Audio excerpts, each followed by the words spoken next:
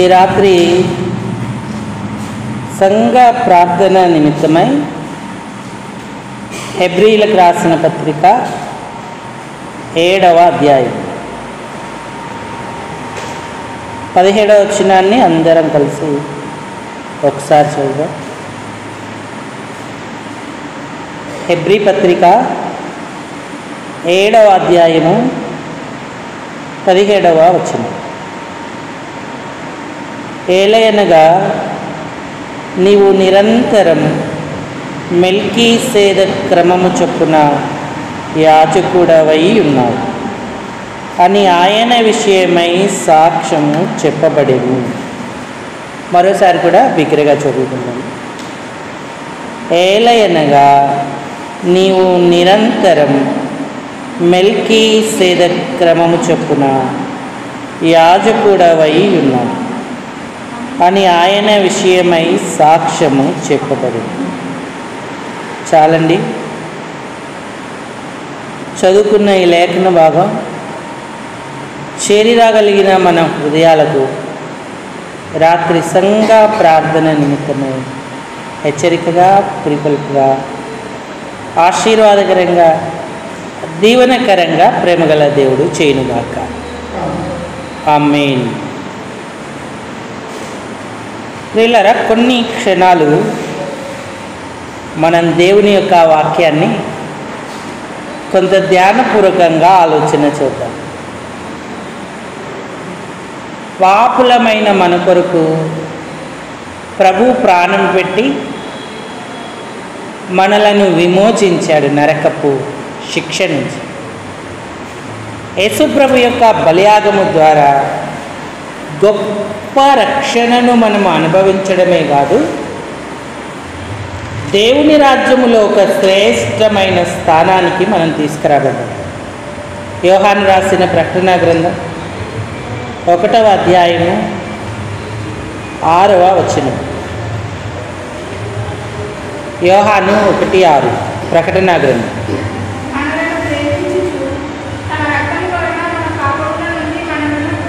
మనలను ప్రేమించుచు తన రక్తము వలన మన పాపముల నుండి మనలను విడిపించిన వానికి. మొట్టమొదట యేసు ప్రభు యొక్క శిలువ బలియాగం ఆయన అంగీకరించిన వారందరికీ కూడా పాప విమోచన కలగజేస్తుంది, అంటే రక్షణ ఇస్తుంది.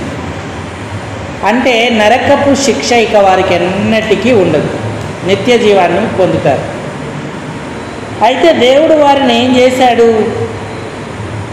రక్షించడమే కాకుండా ఆయన మనలను తన తండ్రియగు దేవునికి ఒక రాజ్యముగాను యాజకులుగాను చేసేను అన్నాడు. యేసుప్రభు వారు మనకిచ్చిన ఈ గొప్ప ఆధిక్యతను మనం ఎప్పుడూ మర్చిపోకూడదు. రాజ్యముగా చేశాడు, యాజకులుగా చేశాడు. ఇంకా పేతురు కూడా అన్నాడు, చీకటిలో నుంచి ఆశ్చర్యకరమైన తన వెలుగు నడిపిన ఆయన మహిమ గుణాతిశయములను ప్రచురము చేయు నిమిత్తము ఏర్పరచబడిన వంశము, మనము రాజులైన యాజక సమూహము అన్నాడు. ఆయన మనలను దేవునికి యాజక రూపమైన రాజ్యముగా చేసేను అని కూడా దేవుని ఒక వాక్యంలో రాయబడి ఉంది. కాబట్టి మనం చదువుకున్న లేఖన భాగం ప్రభువైన యేసుక్రీస్తును గుర్చినది. నీవు నిరంతరం మెల్కీసెదెకు క్రమము చొప్పున యాజకుడవై ఉన్నావు అన్నాడు. మరి ఆయన భూలోకంలో ఉన్నప్పుడు దేవుని రాజ్యం కొరకు, ఇంకా ఇతరమైన వారి కొరకు యాజకత్వం చేశాడు. అలాగే ఆయన ఇప్పుడు తండ్రి కుడి పార్శ్వమున కూర్చుండి కూడా మనందరి నిమిత్తమై యాజకత్వం చేస్తున్నాడు, విజ్ఞాపన చేస్తున్నాడు. యాజకత్వం యొక్క ప్రధాన కర్తవ్యం మధ్యవర్తిత్వమే. రాబోవుచున్న మేలుల విషయమై ఆయన ప్రధాన యాజకుడిగా వచ్చేను అని రాయబడి ఉంది. ఇశ్రాయేలుకైతే అహరోను క్రమం, మనకైతే మనకైతే మెల్కీసెదెక్ క్రమం. అహరోను లేదా లేవి క్రమము ఇశ్రాయేలీల వరకు పరిమితమైంది. కానీ మెల్కీసెదెక్ క్రమం సర్వ జనాంగం కొరకు దేవుడు ఏర్పరిచాడు. యూదాగోత్రంలో పుట్టిన వారు ఎవ్వరు యాజకులు కారు. యాజక ధర్మం దేవాలయంలో నిర్వర్తించలేదు. కానీ ప్రభువైన యేసుక్రీస్తు వారు నిరంతరము యాజకుడవై ఉన్నావు అన్న పేరు తెచ్చుకున్నాడు. అంటే ఆయన మెల్కీసెదెక్ క్రమము చొప్పున యాజకత్వాన్ని నిర్వర్తిస్తూ వచ్చాడు. మనల్ని కూడా ఆ క్రమంలో చేర్చాడు. కాబట్టి ఇప్పుడు మనం యాజకులమైతే యాజక ధర్మాన్ని విధిగా మనము నిర్వర్తించాల్సినటువంటి వారంగా ఉన్నాం. యేసుప్రభు వారు తండ్రికి మానవులకు మధ్యవర్తి అయి నిరంతరము విజ్ఞాపన చేసిన రీతిగానే మనము కూడా అనేకుల కొరకు విజ్ఞాపనం చేయాలి. ఇది మంచిది. ఇది రక్షకుడైన దేవుని దృష్టికి అనుకూలమై ఉన్నది అన్నాడు తిమోతికి రాసినటువంటి పౌలు గారు అన్నారు. తిమోతికి రాసినటువంటి పత్రిక 2వ అధ్యాయం, మొదటి తిమోతి పత్రిక 2వ అధ్యాయము మొదటి వచనం. మొదటి తిమోతి పత్రిక 2వ అధ్యాయము మొదటి వచనం. మాన్యతయు కలిగి నెమ్మదిగాను సుఖముగాను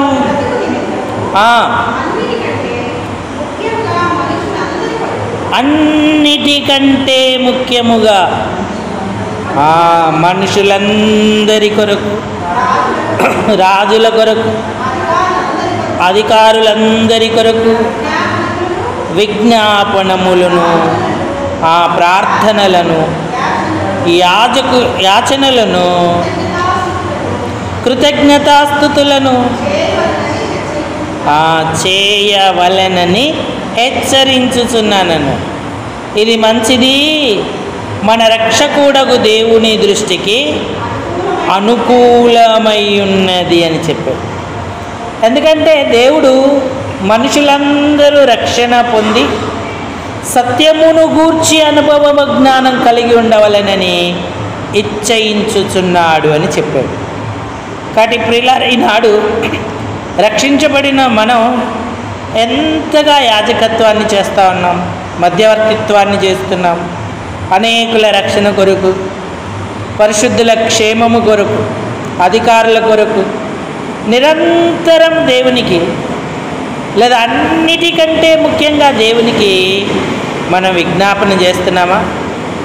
ప్రభువైన యేసుక్రీస్తు వారు మార్కు సువార్తలో చెప్పబడిన రీతిగా పెందల కడనే లేచి ఇంకా చాలా చీకటి ఉండగానే అరణ్య ప్రదేశానికి వెళ్ళి అక్కడ ప్రార్థన చేసేను అని రాయబడి ఉంది. ఇంకా లూకా సువార్తలో గమనిస్తే ఆయన ప్రార్థన చేయుటలో కొండ ఎక్కి రాత్రంతయు గడిపెను అని రాయబడి ఉంది. సువార్తికులు ప్రభువైన యేసుక్రీస్తు యొక్క ప్రార్థనా జీవితాన్ని మన ముందు ఉంచాడు. మరో సువార్తికుడు అన్నాడు, వాడుక చొప్పున ఆయన మధ్యాహ్నం ఒలీవల కొండకు ఎక్కి వెళ్ళాను అన్నాడు. ఎందుకంటే అక్కడ ఆయన ప్రార్థన చేయడానికి వెళ్ళాడు. ఇంకా హెబ్రీ పత్రికలో అతి స్పష్టంగా ఆయన జీవితకాలం అంతా చేసిన ప్రార్థన గురించి రాయబడి ఉంది. శరీరధారిగా ఉన్న దినాలలో ఎలాగా ఆయన ప్రార్థన చేస్తూ వచ్చాడు. హెబ్రీయులకు రాసినటువంటి పత్రిక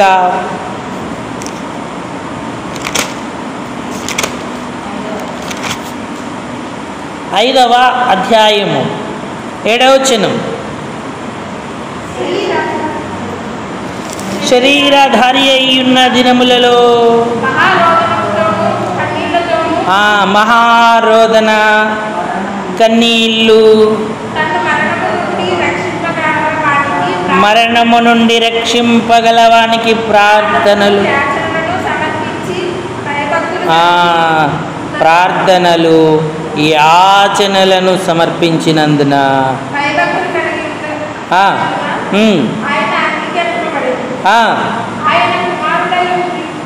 నుండి అవును ఆయన సంపూర్ణ సిద్ధి పొందినవాడై ఆ మెల్కీ సేదక్ యొక్క క్రమములో చేరిన ప్రధాన యాజకుడని దేవుని చేత పిలువబడి తనకు విధేయులైన వారందరికీ నిత్య రక్షణకు కారకుడాయనన్న. అందుకే ఆ పై వచనం 6వ వచనంలో ఈ ప్రవచనాన్ని చూపిస్తూ ఉన్నాడు. నీవు మెల్కీ సేద క్రమము చొప్పున నిరంతరము యాజకుడవై ఉన్నావు. ఈ మాట నీకు సరిపోయినది అని చెప్పి ప్రభువైన యేసుక్రీస్తును ప్రశంసిస్తూ ఉన్నాడు. భూమి మీద ఉన్న దినాలలో ప్రార్థన చేశాడు. అదే రీతిగా తండ్రి కుడి పార్శ్వ భాగమున ఉండి కూడా ఆయన మన కొరకు నిత్య విజ్ఞాపన చేస్తూ ఉన్నాడు. కాబట్టి ఈనాడు మనం ఆ క్రమంలో చేరిన వారమేనా? ఆయనకు విధేయులైన వారందరికీ ఆయన నిత్య రక్షణకు కారకుడయ్యాడు. ఆయన ఎలాగైతే మెల్కీ సేదక్ క్రమములో చేరిన యాజకుడు అనిపించుకున్నాడో మనం కూడా ఆ క్రమములో చేరిన యాజకులమై ఆయన వల్లనే భూలోకంలో శరీరంలో ఉన్నప్పుడు ఆయన కొరకు మనం ప్రార్థన, అంటే ఆయన ఇచ్చిన బాధ్యతను బట్టి అనేకుల కొరకు మనం ప్రార్థన చేయవలసిన వారంగా ఉన్నాం. అబ్రహాము ఒకవేళ ఇశ్రాయేలీల మూల పురుషుడే అయినప్పటికీ కూడా ఆయన కూడా ఒక మెల్కీ సేదక్ క్రమము చొప్పునే ప్రార్థించాడని మనం చెప్పుకోవచ్చు. ఎందుకంటే ఆయన సొదొమ గొమొర్రా పట్టణాల కొరకు రాత్రంతయు కూడా దేవుని సన్నిధిలో విజ్ఞాపన చేశాడు. దేవునితో బేరసారాలు ఆడాడు. ఇంత తక్కువ అంటూ దేవుని దగ్గర తగ్గించుకుంటూ విజ్ఞాపన చేస్తూ ఆ పట్టణ క్షేమం కొరకు ప్రార్థన చేస్తూ వచ్చాడు. కేవలం సార్వత్రిక జనాంగం కొరకే కాదు, తన చుట్టూ ఉన్న రాజుల కొరకు ప్రార్థించాడు, తన కుటుంబంలో వ్యక్తుల కొరకు ప్రార్థించాడు, అనేకుల కొరకు అబ్రహాము విజ్ఞాపన చేస్తూ వచ్చాడు. అందుకే అబ్రహాము అటు అక్షరార్థంగా ఇశ్రాయేలీయులకు తండ్రి అయ్యాడు, ఇష్మాయేలు సంతానానికి తండ్రి అయ్యాడు, ఆత్మీయంగా విశ్వాసులందరికీ కూడా తండ్రిగా ఆయన పేరు తెచ్చుకున్నాడు. కాబట్టి ప్రియులారా, ఈనాడు మనం ప్రభువైన యేసుక్రీస్తు వలె అబ్రహాము వలె విజ్ఞాపన చేస్తూ యాజక ధర్మాన్ని నిర్వర్తిస్తూ ఉన్నామా? కేవలం వారే కాదు, సమూయేలు కూడా దేవుని ఏర్పాటును బట్టి ఇశ్రాయేలు గోత్రకర్తలందరి కొరకు విజ్ఞాపన చేశారు. మొదటి సమూయేలు గ్రంథం 12వ అధ్యాయము. సమూయేలు ఎన్నడూ వారి నిమిత్తమై ప్రార్థించుట మానను అన్న విషయాన్ని తాను చెప్పినట్టుగా మనం చూస్తూ ఉన్నాం. మొదటి సమూయేలు గ్రంథం 12వ అధ్యాయము 22వ వచనం.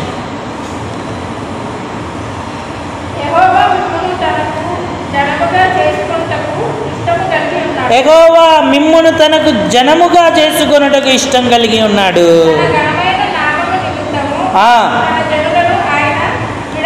విడనాడడు.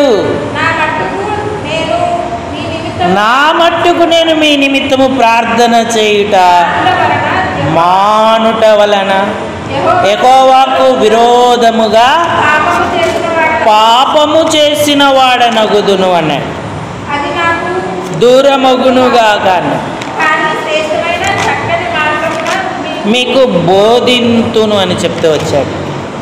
కానీ దేవుని యొక్క కృపను గుర్తించిన వాడై ఆయన విజ్ఞాపనకే తాను ప్రతిష్ఠించుకొని ఇశ్రాయేలీలందరికీ కూడా న్యాయం చేసినట్టుగా మనం చూస్తూ ఉన్నాం.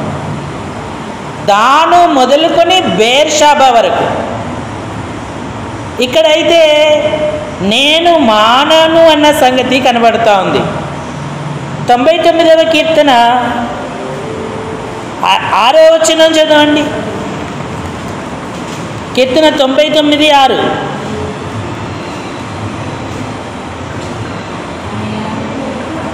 ఆయన యాజకులలో మోషే ఉన్నాడు, అహరోను ఉన్నాడు. ఆయన నామాన్ని బట్టి ప్రార్థన చేయువారిలో సమూయేలు ఉండేను అన్నాడు.